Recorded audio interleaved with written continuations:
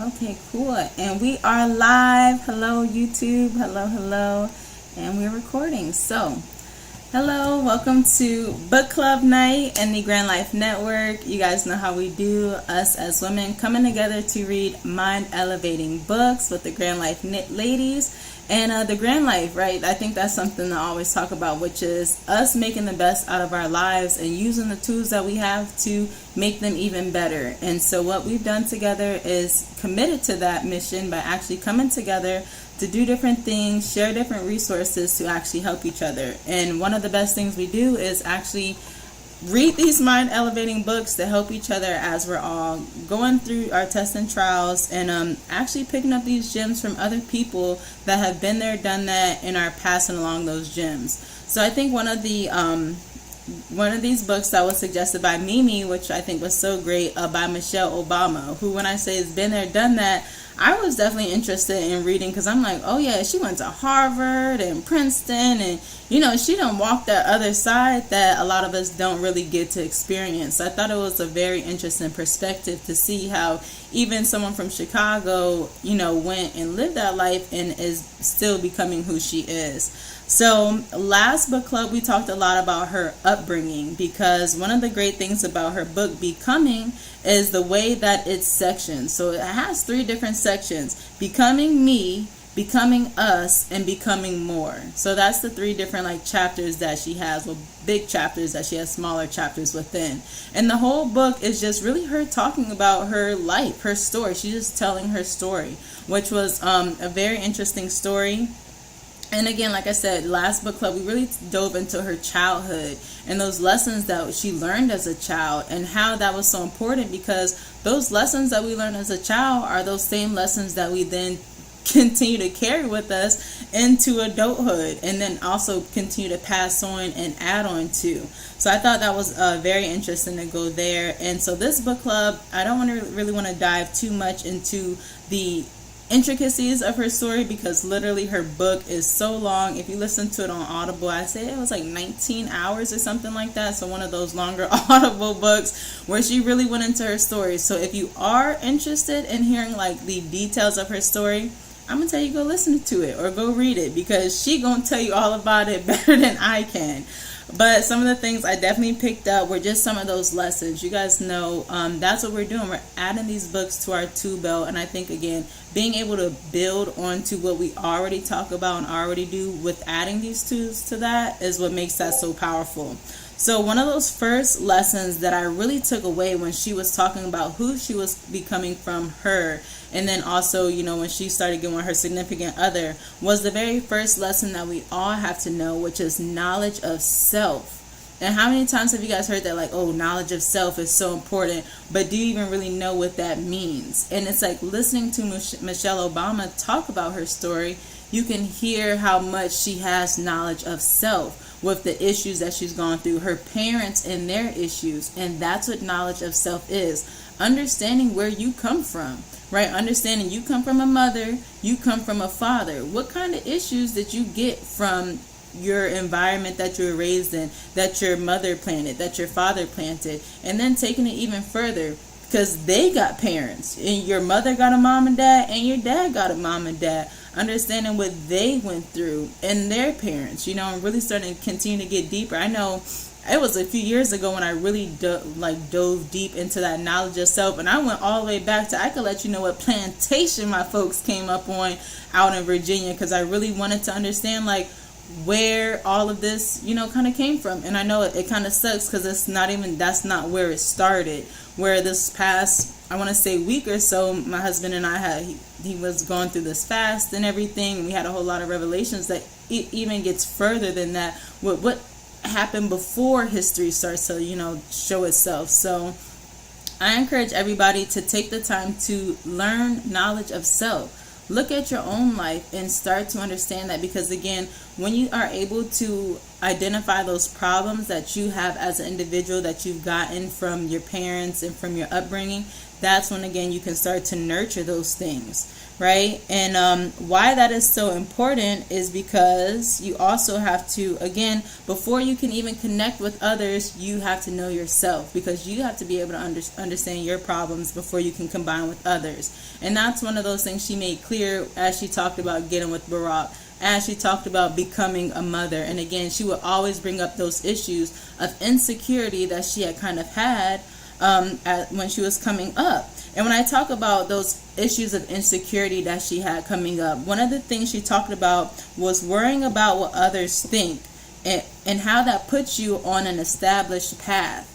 And it's like, okay, we've talked about that idea too of like being so concerned about how others perceive us, right? But again, think about how she put it when it says it puts you on a specific path, because she was used to telling people, I want to be a pediatrician, or I'm going to law school, and people being like, oh wow, that's impressive, and that being the response that she was going for, and that being a big reason on why she wanted to do that. So for someone like her, it wouldn't look right for her to say, oh no, I want to go to art school instead, because at that point maybe people wouldn't be like, oh, that's impressive, but instead they might have some more questions like, are you sure? And again, how that kind of mindset in itself, again, puts you on an established path, and also deters you from making different decisions that you might actually want to pursue, because you don't want others to look at you a certain way, or question, or not look at you as on, oh wow, that's so impressive that that's what you're deciding to do. And so again, it is really interesting when she says that, and how it stops you from swerving almost, right? Again, because you also are on this path, and we talk about, those detours that can happen. But again, even having that mindset stops you from swerving off of those paths because of that fear that you'll lose on what others will think. And then again, how that just comes into, well, am I good enough? So then that continues to haunt you on, if others aren't giving you that validation, are you on the right path? And what does that look like for you? What does that path look like, and whose satisfaction matters to you for helping you determine that? And again, all of that comes into that very first one on knowledge of self. What matters to you? Because once you've established what matters to you, then a lot of those other things don't mean as much to you, right? You're not looking for other people to validate your decisions, because that's also what it comes down to when you're like, oh, I'm about to go do this, and you want somebody to be like, yeah, that's a good idea. It doesn't matter if they think that's a good idea or not, because you should have faith in what you're doing and what you got going on, and let that be what pushes you. And that's a lot of those things that she continues to kind of allude to. Even when she talked about her and Barack Obama getting married and what that looked like. One of the things that she had mentioned that I think was a really great quote was, you find ways to adapt. If you're in it forever, then there's no other choice. And that's so, and why I really like that quote, especially off of this whole idea on like knowledge of self and letting that be what propels you down that path, is it's okay to adapt. Right? One of the lessons that we've always continued to learn, which is you make your goals, but you have to always go and recalibrate, right? Because maybe it's not working all the way, and there's no need to continue down the wrong path also, right? It's okay to adapt. It's okay to learn every day and apply those lessons, especially when you're trying to combine your life with someone else's. Because like we just mentioned, you have to have knowledge of yourself. And then when you're trying to meet with somebody else, you got to know where they come from and where their parents come from, and so on and so forth. Because then y'all have kids, and now you got a kid that got both of y'all genes in it. And to even understand your kids' genes, then you got to understand, again, all that goes into even what made them. So, and why I even say that is because, she was talking about how when Barack Obama was about to go start running for president, and one of her daughters, I think it was like Malia, she asked Barack Obama, like, don't you think you should become vice president first before you think you can just become president? Like, I don't know about that one, Pops. But again, it was Michelle Obama in that moment also taking that moment to say, I understood that came from one of my seeds on wanting to take that slow route and thinking that, you want to slow grind things, instead of her dad's route on always being super ambitious. right? So again, being able to reflect on that and say, you know what, I'm not going to let my insecurities stop my husband from pursuing his dreams and becoming the first black president of the United States. And more importantly, I want to also let this be an opportunity to show my daughters that they can take a leap of faith and go and try to be whatever they want as well, without feeling the need to slow grind themselves and also slow down their own path, right? Because time is of the essence. This is one of those hard lessons I have been learning my own self about how precious time is, and how, when an opportunity presents itself, that's what time it is, and you want to spend your time preparing yourself so that when those opportunities present themselves, you're able to seize that moment. And, also in those kind of moments, you see where it's like Michelle might question that and say, oh, I don't know. Because, she was very hesitant in the beginning until she walked onto the stage and finally understood that full vision. But Barack was steadfast in it because he had already known everything he had been doing up until that was leading up to that moment. So again, it comes down to that trust and believing in yourself and knowing what you're capable of too, right? Because once you be like, man, Barack Obama knew who he came from, like, and that's where when I was reading the story, I feel like there's a lot of if you know kind of moments with where they real deep parts in their story, because again, they are still the first black people up in the White House, and it takes a little more than who you know and what you really got to do to get in there. So I didn't get into it, even when she was talking about like her dad and how he really helped with like campaigning and stuff like that. And for someone like myself, I think I would be a lot more intrigued to know a little bit more of those gory details that go into like the politicians and like becoming and those kind of things. But I understand, you got to be politically correct in these books and can't put it all out there. But again, he is connected, and he knew who he came from and who he was always destined to be. And he didn't even let his wife, who may have questioned that, deter him from that path. And so it's like you have to have that same steadfast when you have your dreams, even those closest to you. That's what they tell you. Be mindful of your circle, because you also don't want to have a circle full of doubters that are always going to be making you question your own dreams as soon as you tell them you got a dream. Right before this, we like, oh, what y'all about to do with your time? And Zay over here like, oh, I'm gonna start a business. Ain't none of us say, oh, girl, that's too much. No, you need to do something else. It's like, okay, cool. That's exciting to hear what kind of business that you want to do, And that's why we even did things like created this Grand Life Network, where it's like, let's surround ourselves by other women that want to continue to get better and are looking for these tools to help us get better down that path.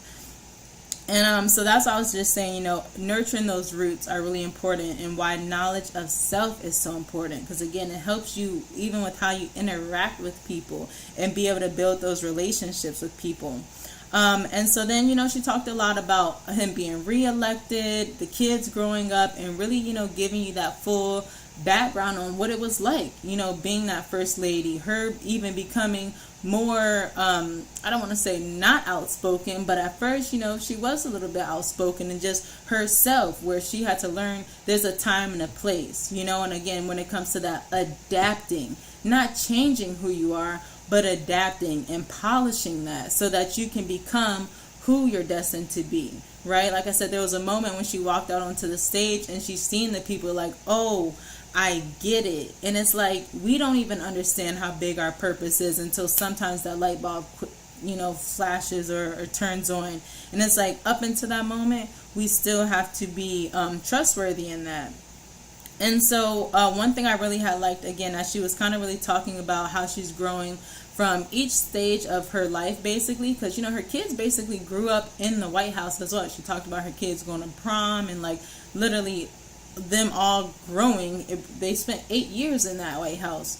So she talked a lot about transition and exactly what that was, because each time in their life was a new transition that they were going through. They had never done that before, and so everything was just new, and how it's okay to transition. And one of the quotes that she said that I think was just amazingly put was, a transition is exactly that, a passage to something new. And how many times do we sit here and ask for that new thing, a new house or a new car, or a new salary, or even a new shirt, something that we're all looking for that's new, that we don't have already. What does it really take though to get to that new thing that we're looking for? What kind of transition do we have to make in order to receive that new thing that we're trying to go after? And again, it takes that transition, whether that's a transition of your mindset, a transition of your energy, because energy is so important. How are you spending that energy and transitioning it in a way so that you can accomplish and attain all that you're actually trying to get? And not only that, but also there's a transition in between after you've gotten it, right? Because even when she was talking about how now they're leaving the White House and how much better she also felt at that point, which was one of my favorite parts of the story, because she was saying how one of these quotes that I put from there was, when your time is up, you're left in many ways to find yourself all over again. And how many times do we feel that feeling? I don't know about y'all, but I feel like there's so many times when it's like a chapter has ended in my life and I'm like, whoo, I feel like myself again. Like that was tough, but I'm kind of getting back to normal. I'm kind of getting back in my groove and I'm feeling like myself again here. And that was that transition. And not only do we feel like ourselves again, but we feel like that better person of ourselves. We look back at what we had just went through and was like, man, I can clearly see the lessons that I learned and where I could have moved different and how now I can take that lesson and apply as I'm moving forward. And so one of the other things that I thought was really great at the end of the story, because just like I had mentioned in the beginning, she was very hard on herself, right? And thinking about how she wanted that acknowledgement to be everything she was doing was so impressive, and not even changing to her being the first lady. And not only her, going from being so impressive to being overly criticized, right? And so now once she actually, their 8 years was up and they're out the White House, that's when she felt unhooked, right? And felt like, she was finally free again. And her husband didn't have the nation on his shoulders. She didn't have to be, this super politically correct first lady. Her kids could go and live their life. And again, that's when she felt like almost a relief. Not having that pressure on this perception of everybody always criticizing every single thing, and being excited for that next chapter. And so with that, I took that lesson again to be excited for that next chapter, even when you're going through that transition, knowing that that rainbow at the end of that storm is going to come. And one of these beautiful quotes that I took from that about what becoming actually is to her, which is, becoming isn't arriving somewhere or achieving a certain aim. I see it instead as forward motion, a means of evolving, a way to reach continuously to a better self, and the journey doesn't end. And then she went on to say how she's still becoming a better mother, right? Her daughters is older and she's still not like, they're 18 out the house, I was the best mother that I could be. No, she understands she's still their mother, and she still is becoming a better mother because she's still learning how to be a mother for them at this age. And at that, she's learning from them as well. And also, again, being a better wife for her husband at this point. They've been married how many years, been through how much together, but even understanding, not only that, but how to make a life with someone. Because again, you're joining these two lives where she had her whole own career. When her and Barack first got together, she was mentoring him in the law firm, and then everything switched around and he became the spotlight. So again, it takes a lot when you start to learn how to balance two lives. And she understands that all of this stuff is still in progress. There wasn't no, we got married, so that was the end goal. Or my kids turned 18, so that was the end goal. So now on to the next. No, those are still things that you're becoming better of. And so with that, let me see. So then she even says, even as a powerful person, again, she still feels that same insecurity sometimes, in this free space that she has. And so she says with that, she keeps in mind that becoming requires 2 parts patience and rigor, and never giving up on the idea that more is growing. So not only understanding that, you have more to come, but really, again, being in that moment. One of the last books that we read was, and I love using this quote here because again, it's something that really impacted me, which was, if you set a goal and you're on your way to achieving that goal, you're already standing in your pile of diamonds in that moment, because you are living that. You are trying to reach that goal, and you are becoming the person you're trying to be, and you will reach that goal. So again, when we put those kind of quotes together about the secret to becoming successful, and then we see someone like Michelle Obama, who to us would seem like she became successful, and have reached these heights and became a lawyer and became a powerful woman, and reached a lot of those goals that she tried to accomplish, and still is saying, but there's even more to become past that. There is no end goal. And keeping that in mind is what helped her get to all of that, is by not setting that as an end goal, but getting there and still wanting to become more and wanting that.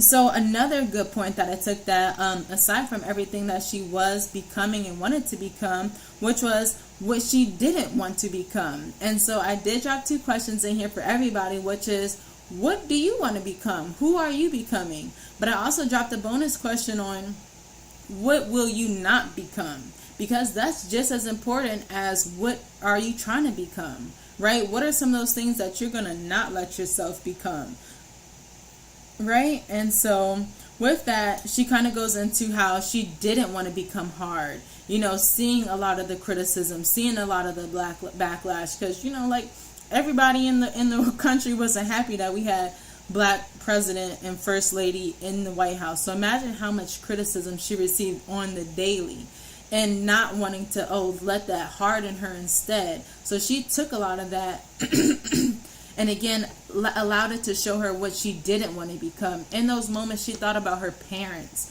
and the people that she grew up around, and really looked tunnel visioning into those good things that she's seen them become, and wanting to become things of that instead. And so she says how she was able to hold on to that was optimism. And she said optimism is the antidote for fear. Just like her father, when he had started getting sick and about to pass away, he still moved like he was fine. He didn't let fear stop him. He let optimism that everything was going to be okay, and that even when he did pass, there was better on the other side, and that his family would be okay.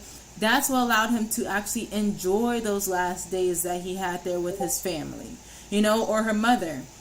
And her mother's belief in that neighborhood. When everybody else started to move out, it was her mother that still believed in the neighborhood and the importance of being connected to that neighborhood, that had her stay. Nah, this is where we grew up. This is where we're about to be. And again, she's from Chicago. So you already know, when those neighborhoods start turning bad, it's not easy to say, but her mother still believed in the neighborhood, and believed not only in the neighborhood, but that she made an impact on that neighborhood by staying there and being able to show the people in that neighborhood that, you can grow up from here and still be sensible and be the mother of Michelle Obama. You don't have to go and choose to be in these streets. You can be whatever you want to be. And I thought that was so powerful. And then she even gave just a general example about kids. And think about them. They wake up every day excited about the day, believing that this day is about to bring something new and exciting for them. And how we have to do it just for them, because the world is tough. And it's on us to really nurture that hope and make that day better for them. And so I thought that was really amazing, especially as she goes on to say that through her life, one of the things she always did is every door that had opened up to her, she always opened up for others. So the biggest thing she sees that we can do is to continue to let people come in. Open up those doors and continue to let people come in.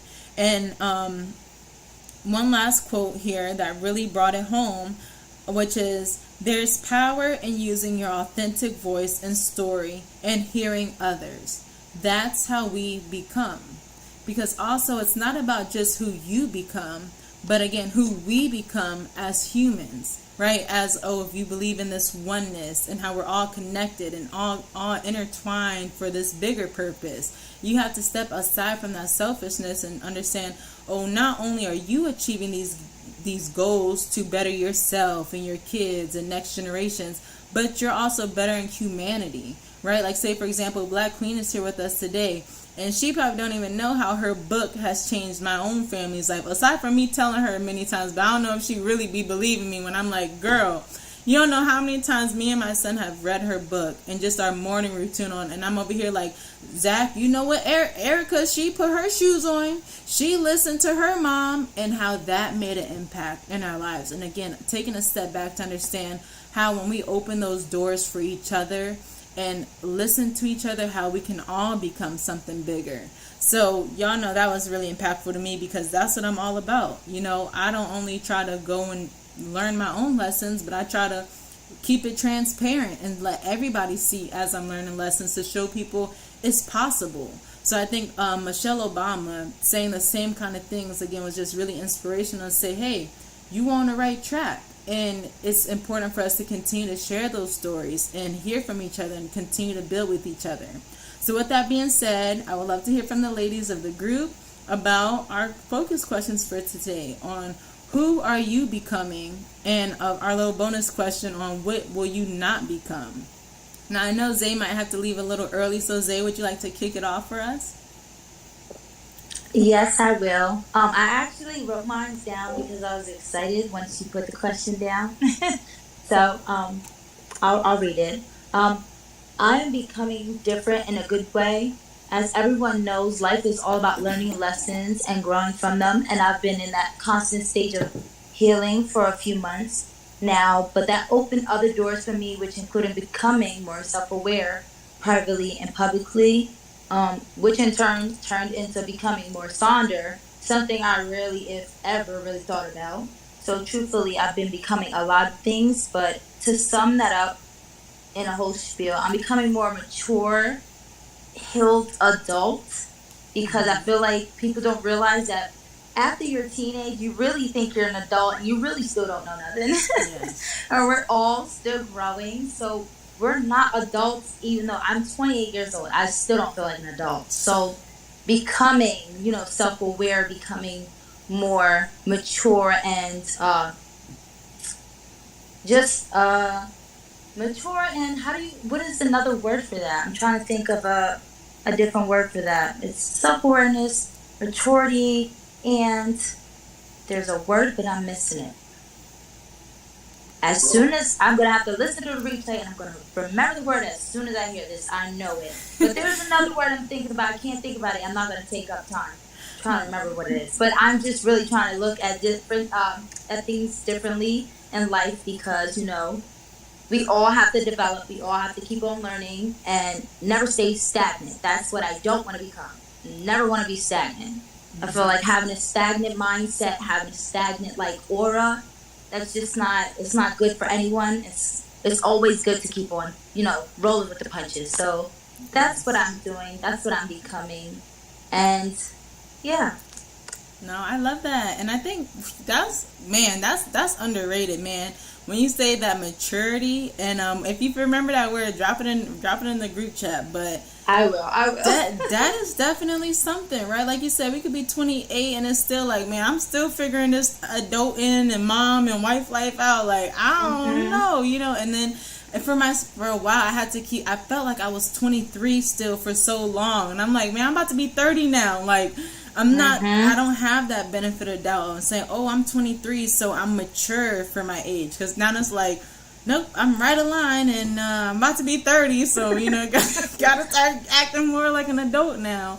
And I think that's a great point right there. Especially, it's all a journey, right? And maturing and just growing into that mature woman that we are destined to be. So thank you for sharing. And I think also that point on what you won't want to be, which is stagnant, is even more important, right? Because that's what even pushes you past that on realizing, I got some more growing up I can do. I got some more maturing that I can do with how I handle situations, and even how I just am in general, right? And understanding that and wanting to push yourself and not be stagnant, which was a great point. So thank you for sharing. Did anybody want to go next or piggyback off of anything I said, Zay said? Miss Mimi. Good luck to you, Zay. Okay, Black Queen. Good luck to you, honey. You can do whatever you put your mind to. Believe that. Thank you. And it says it takes 7 to 8 years to feel successful when you become an entrepreneur. So don't you feel bad when you start your business and things are slow, because yeah. Yeah. That's what I got to say to you. And keep prayed up.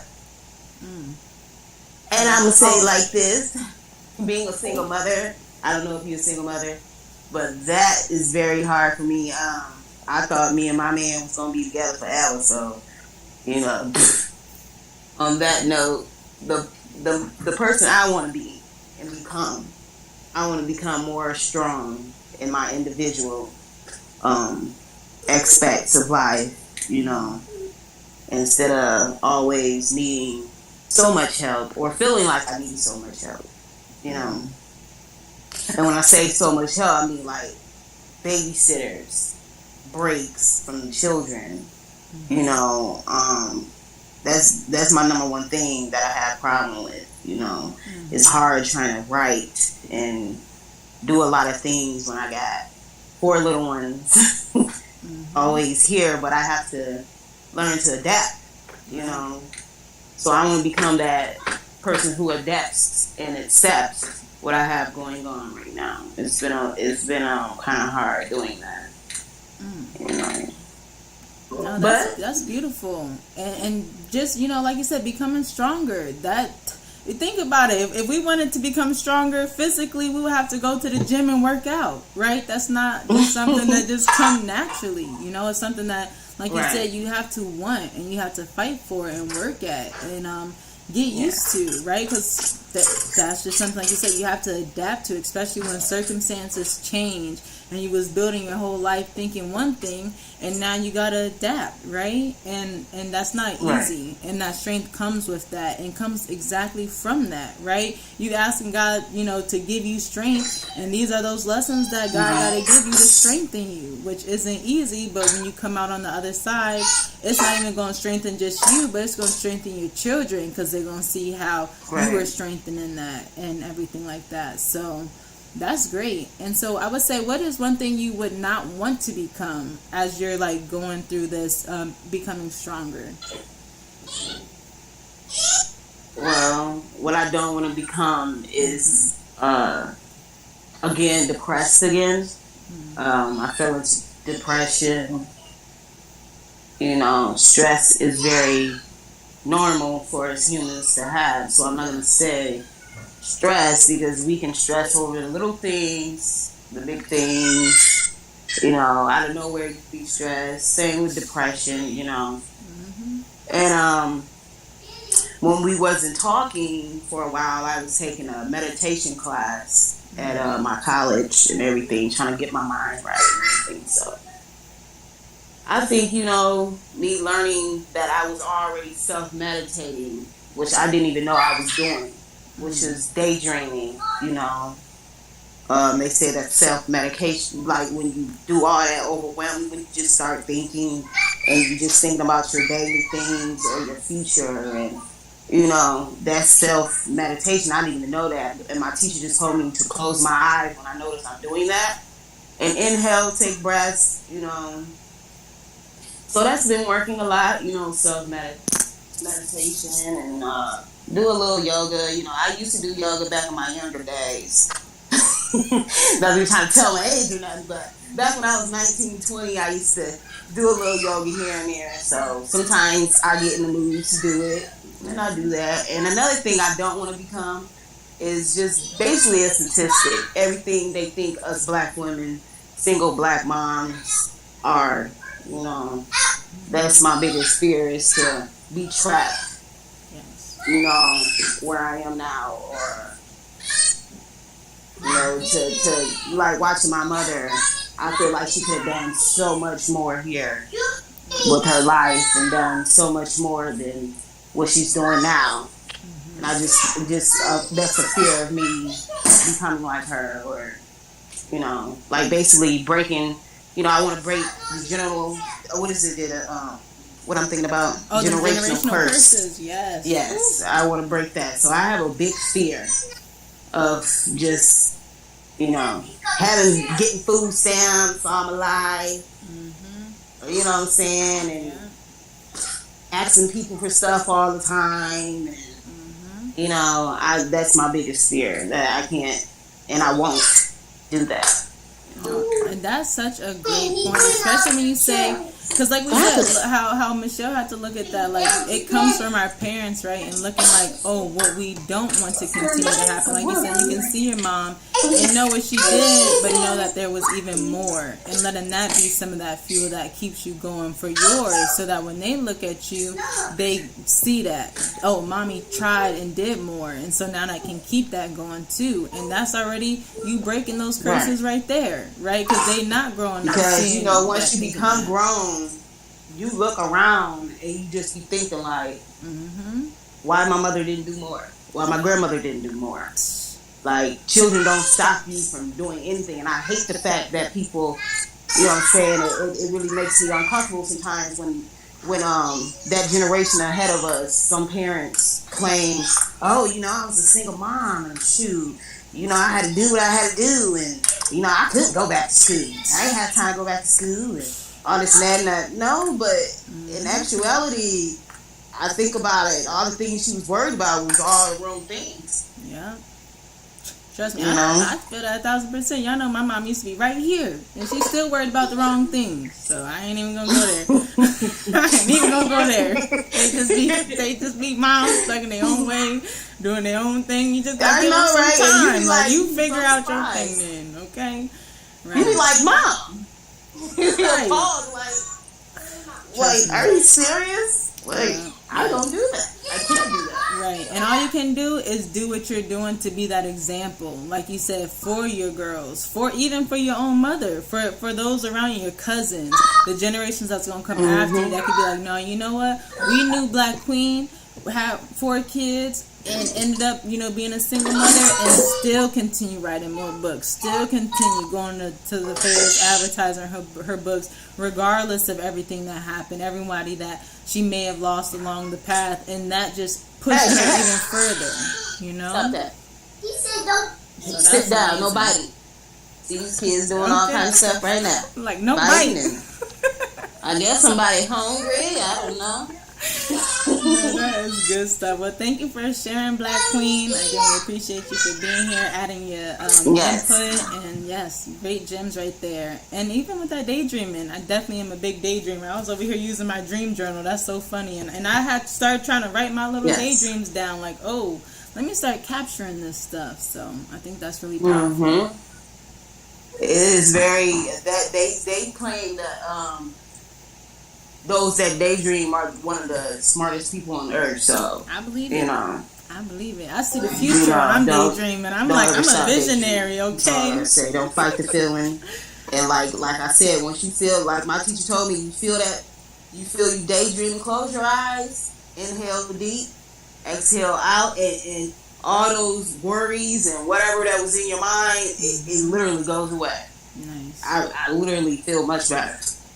Because I be stressing, like, oh, I gotta clean the house, I gotta do this, I gotta do that, I gotta, you know what I'm saying, I gotta fold clothes, I gotta wash clothes, I gotta do hair, and then I just be like, oh, yeah. So it just, right. So much. Right, because like you said, that stressing, that ain't gonna fold the laundry for you, it's just gonna make you stress about folding that laundry, you know, so. Exactly.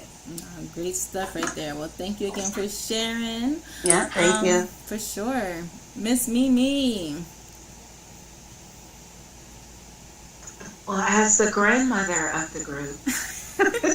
Hey, shout out to you. You repping for all of y'all. I be over here like, if Mimi can do it, I got faith that you need it here. You know, we all got different audiences that we appealing to. But so you guys shared so many great things, and one thing that I heard, I can't remember who said it, about fear. Faith and fear cannot reside in the same place. So you can have like a fear of something, or you can flip it to where you're working in your faith. Because if you're working in your fear, what you're fearing is going to come to pass. So just know that fear and faith cannot reside in the same space. Like, you have to have the faith that it's going to happen and do the work and all of that. But like what Black Queen, I think, just said about the generational curses, I was like, since a few decades ago, we'll say, on a mission to not be on medication because everyone in my family was. And that was something I was like, I'm not going to do it. And to this day, when I go to the doctor, I can go to the dentist. And, they're like, do you have diabetes? Do you have cholesterol? Do you have nothing? And they like go back over the list again as if I lied. No. I said it the first time. I meant what I said. And no, I don't. But it has been a mission of mine for the longest time. And it's just something that I worked at. And a lot of times my mom, my mom, I always say, is my number one best friend, but as much as she gets on me, I get on her. Mm-hmm. So like she'll have physical ailments and things going on, and I'm like, did you do your stretches? Did you do your yoga? Oh, you just wait until you're my age. And I said, well, I'm your age, I'm gonna be kicking my leg up. Okay. Just as I did Okay. years ago, because I'm doing my yoga, I'm doing stretches, I'm staying active. Mm-hmm. And it's always like when she doesn't move and do those things that she gets tightened. But I have to like talk to her like that sometimes. And I mean, it's all out of love, and she knows that it's out of love. But I never, like, she'll be like, oh, you just wait. I'm like, I'm not claiming that. You can keep that right over there. Wow. No ma'am. But to answer the question about what am I becoming? So one thing that I can say that I've been hyper aware of, especially since the pandemic, is the ego. And I mean, I feel like I'm a nice person, I'm generous, I'm easy to get along with, but my ego sometimes will get in the way of some things, and when I tell you that switch will flip, and I'm just like, oh no. But I mean, to the point where I will make decisions, used to make decisions sometimes, a little bit out of spite, a little bit, just because somebody might say, oh, I don't think she can do that, or this, that, and the other. Who cares what they think? Who cares? Like, I know that I can, so I need to make sure that I do things for me. So just letting go, being egoless has been my goal. And I have to check myself sometimes because, and I don't talk to everyone about everything, but there are certain people in my life that I know they're experts on this, or they're good for this, or you know what I mean? So I can go to them because it was something that I wanted to have done. I wanted a procedure to have done for my fibroids, and I was at first like, this is what I want to do.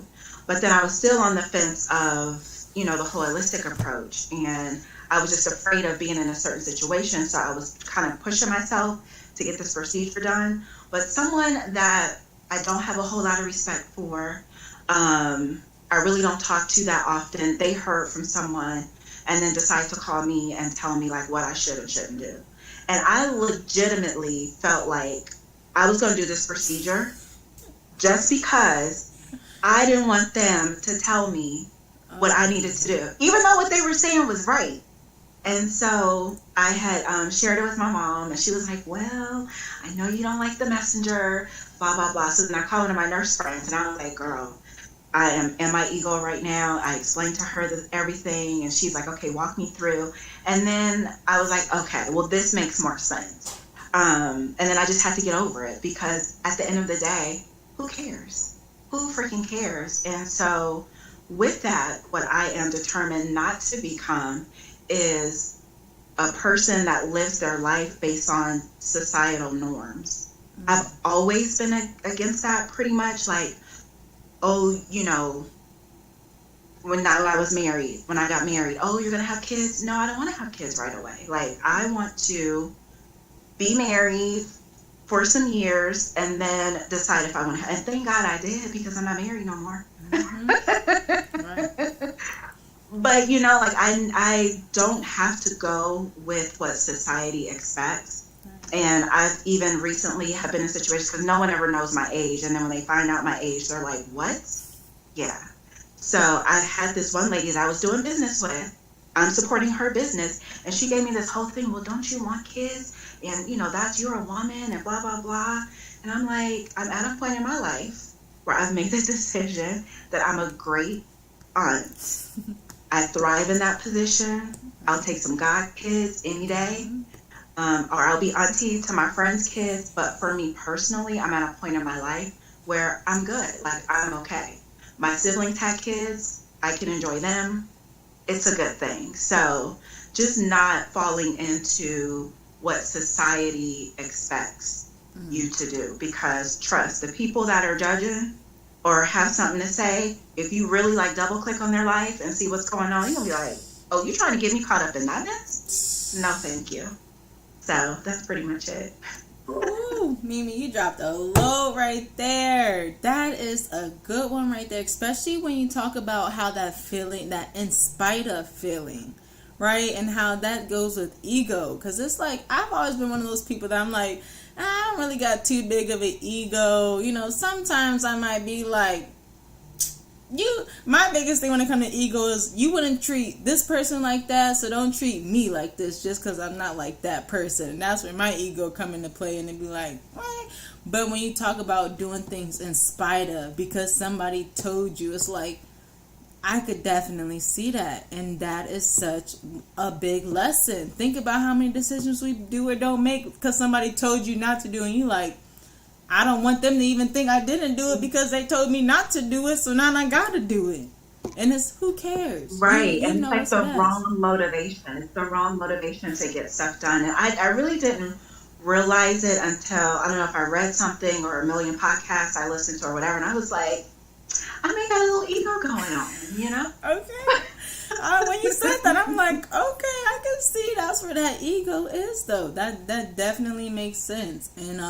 And I like that how you claimed that that's something that you've, gotten over. And like you said, you understand what's best for what you're trying to accomplish and not appeasing society by making decisions that's going to change your life. You're going to have to feed babies and raise them for their life, and not making those kind of decisions because that's what you want for your life and what your purpose is and what you're going to have to accomplish. So I think that was such a great point, especially because, like that was one of the points Michelle made, where you're making these decisions just because you don't want to hear those questions or people having to ask you that, and you have now an answer to that. Instead, it's a lot easier just to go with what everybody says, so that, oh, okay, good job, and you can get some type of kudos that everybody feels like they get because you're supposed to be doing certain things. And it's like, who is that really benefiting at the end of the day? Is it benefiting them, or is it benefiting you? Like, who is really benefiting from that?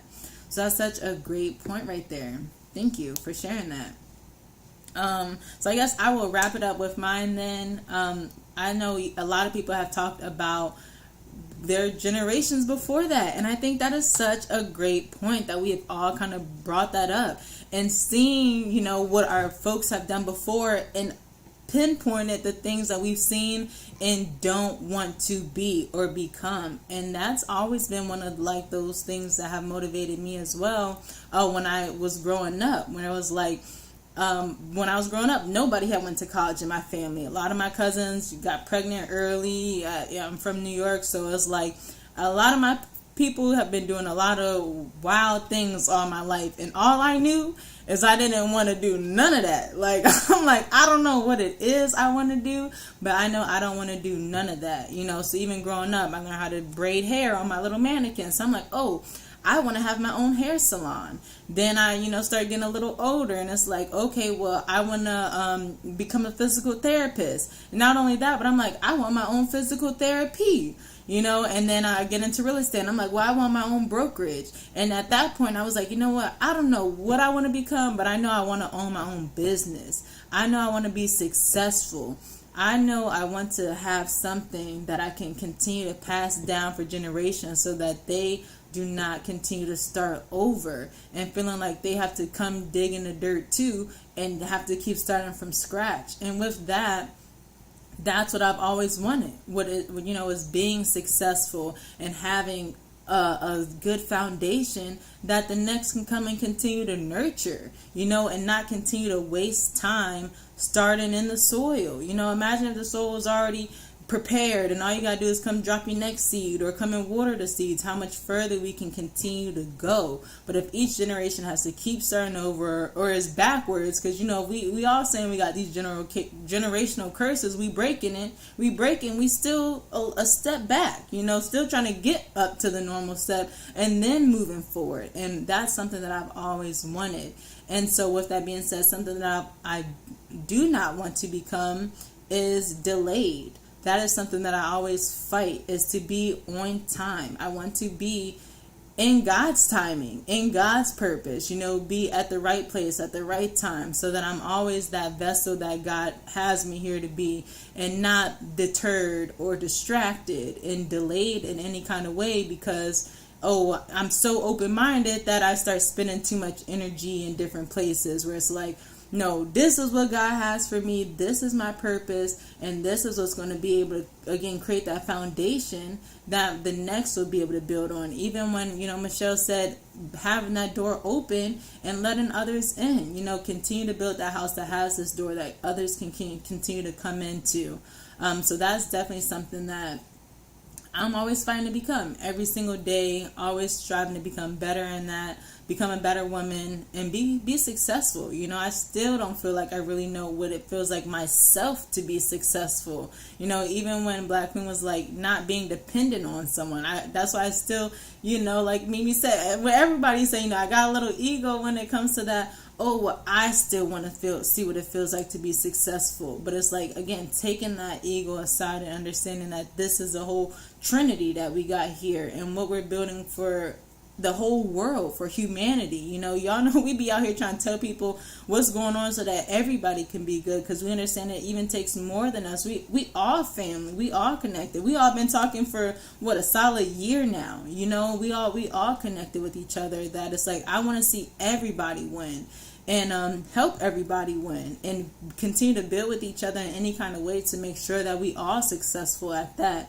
And that's really what I want to become, is a successful person surrounded by other successful people, so that, we can look back and be like, man, think about back in the day when we was first starting, and look how far we've come now, and actually can see these fruits of our labor. Because that's also something that I don't feel like I've gotten to see often. Working 2-3 jobs to go to college, but I didn't graduate college because eventually that runs out. Starting a clothing line, but I'm not a whole established clothing line because eventually that burns out. So again, just shooting for that success, and being in God's timing more than anything, and not being delayed. So that's what I'm trying to become, and what I do not want to become, all in one. And just being something proud that my kid and their kids can look at it and be like, oh man, Grandma Mo did it, and now I know we can all do it. And and people see that and continue to be inspired. Just be that inspiration to continue to inspire people to do more. So great conversation, ladies. Did anybody else have anything they wanted to add about the book, about anything we've shared, talked about? This has definitely been an interesting story. Shout out to you, Michelle Obama. Like I said, I would have appreciated some more of them gory details of behind the scenes where really be happening. But but it was still a really good story. Like I said, really inspirational and motivational to hear her talk about where she's come and how she became all that she is, and still striving for more, even despite her age. I mean, you talk about your age, but I'm sure Michelle Obama feel like, she done got to a certain age, and like you said, still not like, oh, well, I am where I am, so I'm just waiting for the day I go now, and I've become successful. I've been there, done that. I'm just go kick my feet up and chill, and this is it now. There's always more, and this is a continuous journey until the day we go. And then that's even the next journey, because who knows what that looks like, right? I think that's even the next start of something, who knows what. So, great conversation, though. Did anybody have anything they wanted to share before we go or add on? I forgot to mention, thank you, Black Queen, for the meditation. That's something I have been working on, semi-working on. But just in the moment, just being able to stop and close your eyes. I'm a daydreamer too. Like, people would ask me, like, what's your favorite thing to do? I love to daydream. I don't know. And I believe it's connected to, like, visualizing, like, your future and, like, things like that. Like, I don't know. I just love to daydream. So thank you guys for that. And I'm going to try and incorporate what you were saying about the meditation, because I will, like... Yes. Meditation is best. I'll tell you. I'll do a guided one, and then I'm like listening, but then my mind is still like all over. Okay, I'm gonna tell you like this. meditation is really hard for me to do when the kids are up. So guess what I do? Sometimes I get in the bathtub and I meditate. Okay. So if you find yourself so busy during the day, you can't do it or whatever, you can always get in that bathtub and do it as well. So, and I had told my classmates about that because I don't think anyone really knew about that either, but because I was trying, it was part of my class credits to meditate at home. So I'm like, how am I going to do this? I don't know. I'm going to be lying to the teacher saying I did it and I didn't. So I was like, but then you found something that works for you. By myself. Right. Right. I found something works for me. And I was like, okay. So I told her about it and she was like, okay. But and yes, and always before bedtime too is always good. Right before bed, like after the bath. I listen to these YouTube rain and fire meditations. Those are good too. Nice. Yeah, that's amazing. I definitely took notes of that as well because I'm definitely a daydream like we all been talking about. I've been on some That's So Raven, like see the future visionary. I always thought that was in touch with some visionary stuff because like Mimi said, you start visualizing and really living in that, and even piggybacking off of what Mimi said, fear and faith can't live in that same vision though, right? And so just a lot of those things where it's like, let go of that fear and when you're daydreaming, visualize what it's like when we are all these things that we are becoming, and living in that moment and seeing that, knowing that that's coming, so that once you're here in that present, you already know. I know we had our little last our thing last week or last month where we had to do this activity. Meaning, I don't know if you got yours, but I got my little index card with my goal on what I'm really trying to become. And like, this is like my dream. And, in those moments when I'm like, I don't know, this is what I look at. I wake up in the morning and look at it like, okay, now I got purpose in my day. Go to dream thinking about it. In those moments when I'm like, man, this is annoying. I think about it like, no, well, I got this goal right here that I know I'm working towards, and that those are the things that I try to put in that vision and keep visualizing about until it is here in this moment. And, that's what keeps us making sure we are on that track. So it really does all come together in so many amazing ways. And this is why I love having these conversations with you ladies where we can all share our different perspectives and really learn from each other.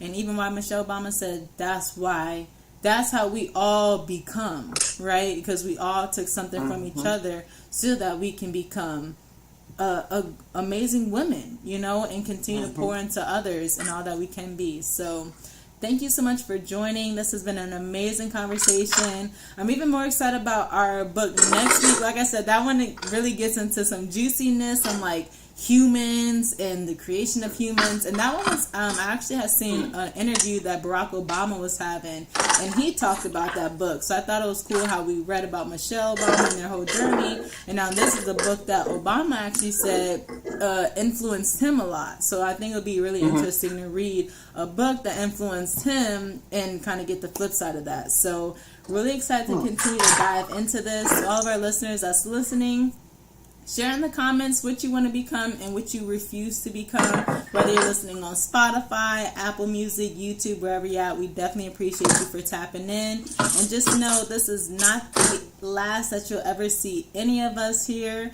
because as you hear, we got a lot that we becoming, and we are not stopping until we get there and beyond. So thank you so much. I hope everyone has a great rest of your evening. Bye. See ya.